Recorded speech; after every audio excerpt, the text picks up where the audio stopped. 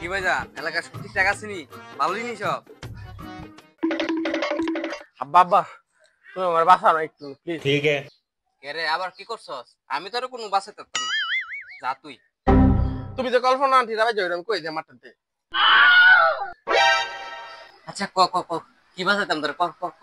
अबे साले আব্বা আমি আছে না মা স্বর্ণের আংটিটা নিয়ে বেচালাইছি, ওখানে এটার থেকে বাঁচার একটাই উপায় আছে। মা যখন জিগেবো তখন তুমি কইবো যে তুমি নিছ, আবার আমার জিগেলে আমি নিছি, তাহলে দুইজনে বেচে যাই আমরা। शाबाश बेटा। মা আব্বারে লই আইছি, আমার স্বর্ণের আংটি কেডা নিছস ক ক। এই স্যারারে কিন্তু একটা কথা কই যাতা না, আংটি আমি নিছি। বাহ আব্বা বাহ, তুমি আংটি নেও আর প্রত্যেকবার মা হুদা আমারে দুষে। দেখছো মা দেখছো, আব্বা আংটি নিছে আর তুমি আমারে দুষো।